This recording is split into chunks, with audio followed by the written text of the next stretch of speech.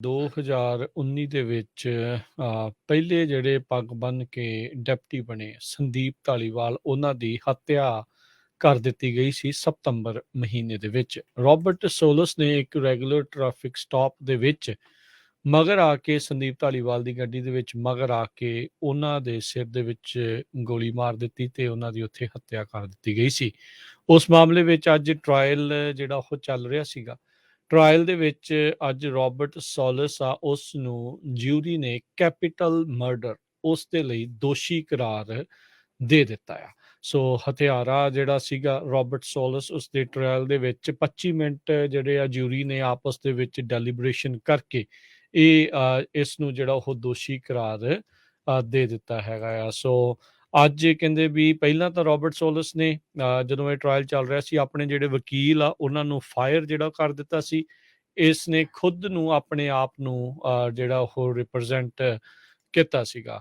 ਸੋ 25 ਮਿੰਟਾਂ ਦੇ ਵਿੱਚ ਹੀ ਜਿਹੜੀ ਜਿਊਰੀ ਆ ਉਹਨਾਂ ਨੇ ਜਿਹੜਾ ਉਹ ਦੋਸ਼ੀ ਇਸ ਨੂੰ ਪਾਇਆ ਆ। ਸੋ ਕੈਪੀਟਲ ਮਰਡਰ ਦੇ ਲਈ ਇਹ ਗਿਲਟੀ ਪਾਇਆ ਗਿਆ ਆ। ਸੋ ਇਸ ਤੋਂ ਬਾਅਦ ਦੇ ਵਿੱਚ ਜਦ ਜਿਊਰੀ ਨੇ ਡਿਸੀਜਨ ਸੁਣਾ ਦਿੱਤਾ ਸੀ, ਜਿਹੜੇ ਜੱਜ ਸੀ ਉਹਨਾਂ ਨੇ ਦੱਸਿਆ ਵੀ ਜਿਊਰੀ ਨੇ ਇਹ ਫੈਸਲਾ ਲਿਆ ਆ। ਤੋਂ ਬਾਅਦ 'ਚ ਇਸਨੇ ਕਿਹਾ ਵੀ ਜੇ ਮੈਂ ਕੈਪੀਟਲ ਮਰਡਰ ਦੇ ਲਈ ਗਿਲਟੀ ਹਾਂ, ਜੋ ਤੁਸੀਂ ਮੰਨਦੇ ਆ, ਤਾਂ ਮੈਨੂੰ ਤੁਸੀਂ ਡੈਥ ਪੈਨਲਟੀ ਦੇ ਦਿਓ। ਫਸਟ ਡਿਗਰੀ ਮਰਡਰ ਚਾਰਜ ਤੋਂ ਵੀ ਉੱਤੇ ਜਿਹੜਾ ਕੈਪੀਟਲ ਮਰਡਰ ਟੈਕਸਸ ਦੇ ਵਿੱਚ ਜਿਹੜਾ ਉਹ ਮੰਨਿਆ ਜਾਂਦਾ ਹੈਗਾ ਆ। ਸੋ ਉਸੇ ਦੇ ਲਈ ਇਸ ਨੂੰ ਹੁਣ ਦੋਸ਼ੀ ਜਿਹੜਾ ਉਹ ਪਾਇਆ ਗਿਆ ਆ। ਹਫ਼ਤਾ ਕੁ ਕਹਿੰਦੇ ਹੋਰ ਇਸ ਟਾਈਮ ਜਿਹੜਾ ਉਹ ਲੱਗ ਜਾਣਾ ਆ ਇਸ ਨੂੰ ਅਸਲ ਦੇ ਵਿੱਚ ਇਸ ਦੀ ਸਜ਼ਾ ਜਿਹੜੀ ਆ ਉਹ ਸੁਣਾਉਣ ਦੇ ਲਈ। ਸੋ 2019 ਦਾ ਇਹ ਮਾਮਲਾ ਤਕਰੀਬਨ 3 ਸਾਲ ਤੋਂ ਉੱਤੇ ਵਕਤ ਜਿਹੜਾ ਉਹ ਹੋ ਗਿਆ ਸੀ। ਸੋ 27 ਸਤੰਬਰ ਦਾ ਉਹ ਮਾੜਾ ਦਿਨ ਸੀਗਾ, ਦੁਪਹਿਰ ਦੇ ਤਕਰੀਬਨ ਉਦੋਂ 12:30 ਜਦੋਂ ਵੱਜੇ ਸੀਗੇ, ਜਦੋਂ ਰਾਬਰਟ ਸੋਲਸ ਨੂੰ ਡਿਪਟੀ ਜਿਹੜੇ ਸ਼ੈਰਿਫ ਧਾਲੀਵਾਲ ਆ ਉਹਨਾਂ ਨੇ ਰੋਕਿਆ ਸੀਗਾ। ਕੱਲ ਕਹਿੰਦੇ ਆ ਵੀ ਅੱਜ ਜਿਹੜੀ ਵੀਡੀਓ ਇੱਕ ਬਾਡੀ ਕੈਮ ਫੁਟੇਜ ਜਿਹੜੀ ਆ ਸੰਦੀਪ ਧਾਲੀਵਾਲ ਹੋਣਾ ਦੀ ਖੁਦ ਜਿਹੜੀ ਉਹ ਦਿਖਾਈ ਗਈ, ਉਹਨਾਂ ਦੀ ਆਪਣੀ ਬਾਡੀ ਕੈਮ ਸੀ, ਜਿਸ ਦੇ ਵਿੱਚ ਇਹ ਸ਼ੋਅ ਕਰਦਾ ਸੀਗਾ ਵੀ ਰਾਬਰਟ ਸੋਲਸ ਨੇ ਮਗਰ ਆ ਕੇ ਉਸ ਦੇ ਸਿਰ ਦੇ ਵਿੱਚ ਸੰਦੀਪ ਧਾਲੀਵਾਲ ਦੇ ਗੋਲੀ ਜਿਹੜੀ ਉਹ ਮਾਰੀ। ਪਹਿਲਾਂ ਉਸਨੇ ਹੱਥ ਖੜੇ ਕਰਨ ਨੂੰ ਜਿਹੜਾ ਉਹ ਆਖਿਆ ਤੇ ਫਿਰ ਗੋਲੀ ਮਾਰ ਦਿੱਤੀ। ਕਹਿੰਦੇ ਵੀ ਜਿੱਦਾਂ ਹੀ ਇਹ ਵੀਡੀਓ ਦੇਖੀ, ਪਰਿਵਾਰਕ ਜੀ ਜਿਹੜੇ ਸੰਦੀਪ ਧਾਲੀਵਾਲ ਦੇ ਉੱਥੇ ਸੀਗੇ ਤੇ ਇੱਥੋਂ ਤੱਕ ਕਿ ਜਿਹੜੇ ਜਿਊਰਰ ਵੀ ਜਿਨ੍ਹਾਂ ਨੇ ਇਹ ਦੇਖੀ ਸੀ, ਉਹਨਾਂ ਦੀਆਂ ਵੀ ਅੱਖਾਂ ਜਿਹੜੀਆਂ ਉਹ ਨਮ ਹੋ ਗਈਆਂ।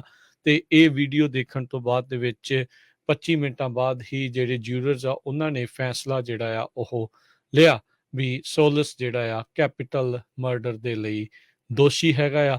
ਸੋ ਹੁਣ ਜਿਹੜਾ ਆ ਇਸ ਨੂੰ ਜਿਹੜਾ ਦੋਸ਼ੀ ਕਰਾਰ ਦੇ ਦਿੱਤਾ ਗਿਆ ਆ। ਇਸਨੇ ਆਪਣੇ ਆਪ ਨੂੰ ਨਿਰਦੋਸ਼ ਬਾਰ-ਬਾਰ ਜਿਹੜਾ ਉਹ ਆਖਿਆ, ਕਹਿੰਦਾ ਮੇਰੇ ਕੋਲ ਗਲਤੀ ਦੇ ਨਾਲ ਹੀ ਜਿਹੜੀ ਇਹ ਬੰਦੂਕ ਗੋਲੀ ਜਿਹੜੀ ਉਹ ਚੱਲਦੀ ਸੀ, ਐਕਸੀਡੈਂਟਲ ਜਿਹੜੀ ਉਹ ਸੀਗੀ। ਤੇ ਇਹ ਵੀ ਉਸਨੇ ਇਸ ਦੇ ਵਿੱਚ ਦੋਸ਼ ਲਾਇਆ ਵੀ ਡਿਪਟੀ ਧਾਲੀਵਾਲ ਨੇ ਮਾਈਕਰੋ ਅਗਰੈਸ਼ਨਸ ਜਿਹੜੇ ਆ ਇਸ ਦੇ ਉਲਟ ਵਰਤੇ ਸੀਗੇ। ਸੋ ਇਹ ਜਿਹੜੇ ਪ੍ਰੋਸੀਕਿਊਟਰ ਆ ਇਹਨਾਂ ਨੇ ਇਹੀ ਪੱਖ ਪੇਸ਼ ਕੀਤਾ ਵੀ ਰਾਬਰਟ ਸੋਲਸ ਨੇ ਜਾਣ ਬੁੱਝ ਕੇ ਤੇ ਪਤਾ ਹੋਣ ਦੇ ਬਾਵਜੂਦ ਵੀ ਡਿਪਟੀ ਧਾਲੀਵਾਲ ਨੂੰ ਜਿਹੜਾ ਉਹ ਕਤਲ ਕਰ ਦਿੱਤਾ ਸੀਗਾ। ਕੁਝ ਸਮਾਂ ਪਹਿਲਾਂ ਡਿਪਟੀ ਧਾਲੀਵਾਲ ਹੋਣਾ ਦੇ ਨਾਮ ਦੇ ਉੱਤੇ ਇੱਥੇ ਹੀ ਹੈਰਿਸ ਕਾਊਂਟੀ ਦੇ ਵਿੱਚ ਟੈਕਸਸ ਦੇ ਵਿੱਚ ਇੱਕ ਜਿਹੜੀ USPS ਹੁੰਦਾ ਹੈ, ਪੋਸਟ ਆਫਿਸ ਆ, ਉਹਨਾਂ ਦਾ ਨਾਮ ਰੱਖਿਆ ਗਿਆ ਸੀ। ਅੱਜ ਕਹਿੰਦੇ ਕਾਫੀ ਭਾਰੀ ਜਿਹੜਾ ਜਮਾਵੜਾ ਸੀਗਾ, ਖਾਸ ਕਰਕੇ ਜਿਹੜੇ ਪੁਲਿਸ ਵਾਲਿਆਂ ਦਾ, ਹੋਰ ਸ਼ੈਰਿਫ ਡਿਪਾਰਟਮੈਂਟ ਦੇ, ਜਦ ਇਸ ਟਰਾਇਲ ਦਾ ਜਿਊਰੀ ਦੇ ਦੁਆਰਾ ਫੈਸਲਾ ਸੁਣਾਇਆ ਗਿਆ ਸੀਗਾ। ਬਿਲਕੁਲ, ਪ੍ਰੋਸੀਕਿਊਟਰ ਇਹਦੇ ਵਿੱਚ ਡੈਥ ਸੈਂਟੈਂਸ ਮੰਗ ਰਹੇ ਹੈਗੇ ਆ। ਜਦੋਂ ਇਹ ਟਰਾਇਲ ਸ਼ੁਰੂ ਹੋਇਆ ਸੀ ਪਿਛਲੇ ਵੀਕ, ਤਾਂ ਸੋਲਿਸ ਨੇ ਆਪਣੇ ਕੋਰਟ ਅਪੁਆਇੰਟਡ ਅਟਾਰਨੀ ਨੂੰ ਫਾਇਰ ਕਰ ਦਿੱਤਾ ਸੀ। ਕਹਿੰਦਾ ਸੀ ਮੈਂ ਆਪਣੇ ਆਪ ਨੂੰ ਹੀ ਰਿਪਰੈਜ਼ੈਂਟ ਕਰਨਾ ਹੈਗਾ ਆ। ਧਾਲੀਵਾਲ ਨੂੰ ਹੈਰਿਸ ਕਾਉਂਟੀ ਦੇ ਸ਼ੈਰਿਫ ਐਡ ਗੋਨਜ਼ਾਲਸ ਨੇ ਟ੍ਰੇਲ ਬਲੇਜ਼ਰ ਕਰਕੇ ਕਿਹਾ ਸੀ ਵੀ ਪਹਿਲਾ ਉਹ ਸਿੱਖ ਡਿਪਟੀ ਸੀਗਾ ਸ਼ੈਰਿਫ ਆਫਿਸ ਦੇ ਵਿੱਚ। ਉਸਨੇ 2009 ਦੇ ਵਿੱਚ ਇਹ ਫੋਰਸਿਸ ਨੂੰ ਜੁਆਇਨ ਕੀਤਾ ਸੀਗਾ।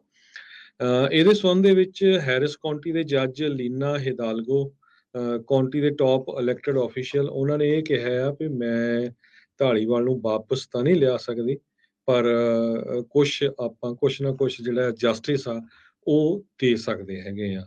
ਸੋ ਸਾਇਲੈਂਸ ਵੀ ਰਹੀ ਉੱਥੇ, ਧਾਲੀਵਾਲ ਉਹਨਾਂ ਨੂੰ ਯਾਦ ਕਰਨ ਦੇ ਲਈ ਮੂਮੈਂਟ ਆਫ ਸਾਇਲੈਂਸ ਰੱਖਿਆ ਗਿਆ। ਗਾਰਸੀਆ ਜਿਹੜਾ ਕਿ ਹੁਣ ਹੈਰਿਸ ਕਾਉਂਟੀ ਦਾ ਕਮਿਸ਼ਨਰ ਆ, ਉਹ ਇੱਕ ਪਬਲਿਕ ਮੀਟਿੰਗ ਸੀ, ਉਸਨੇ ਜਿਹੜਾ ਆ ਇਹ ਅਨਾਉਂਸ ਕੀਤਾ ਹੈਗਾ ਗਿਲਟੀ ਵਰਡਿਕਟ। ਸੋ ਇਹ ਜੋ ਸ਼eriff ਢਾਲੀਵਾਲ ਆਪਾਂ ਸਾਰੇ ਜਾਣਦੇ ਹਾਂ, ਰੇਡੀਓ ਤੇ ਵੀ ਉਹਨਾਂ ਨਾਲ ਕਈ ਵਾਰੀ ਗੱਲਬਾਤ ਹੋਈ, ਯੁਵਾ ਸਿਟੀ ਨਗਰ ਕੀਰਤਨ ਤੇ ਵੀ ਉਹ ਆਏ, ਉਹਨਾਂ ਨੇ ਬਹੁਤ ਜ਼ਿਆਦਾ ਕੰਮ ਕੀਤਾ ਸੀ ਜਿਸ ਟਾਈਮ ਦੇ ਉੱਤੇ ਫਲੱਡ ਟੈਕਸਸ ਦੇ ਵਿੱਚ ਆਏ ਸੀ। ਜੀ। ਸੋ ਅੱਜ 3 ਸਾਲ ਨਹੀਂ ਕਹਿ ਸਕਦੇ ਹਾਂ ਪਰਿਵਾਰ ਨੂੰ ਇਸ ਮਾਮਲੇ ਵਿੱਚ ਕੋਈ ਕਲੋਜ਼ਿੰਗ ਜਿਹੜੀ ਉਹ ਮਿਲੇਗੀ, ਪਰ ਅਜੇ ਹਫਤਾ ਜਿਹੜਾ ਉਹ ਫਿਰ ਵੀ ਜਿਹੜਾ ਉਹ ਲੱਗ ਜਾਣਾ ਆ। ਜਿੱਦਾਂ ਤੁਸੀਂ ਵੀ ਕਿਹਾ ਤਾਂ ਬਾਕੀ ਵੀ ਜਿੱਦਾਂ ਕਹਿੰਦੇ ਆ ਵੀ ਜਿਹੜੇ ਚਲੇ ਗਏ ਉਹਨਾਂ ਨੂੰ ਵਾਪਸ ਤਾਂ ਜਿਹੜਾ ਉਹ ਨਹੀਂ ਸੱਦਿਆ ਜਾ ਸਕਦਾ, ਪਰ ਅਜਿਹੇ ਲੋਕਾਂ ਨੂੰ ਸਖਤ ਤੋਂ ਸਖਤ ਜਿਹੜੀ ਸਜ਼ਾ ਦੇ ਕੇ ਇੱਕ ਉਦਾਹਰਨ ਜਿਹੜੀ ਆ ਉਹ ਜ਼ਰੂਰ ਪੇਸ਼ ਕੀਤੀ ਜਾ ਸਕਦੀ ਆ।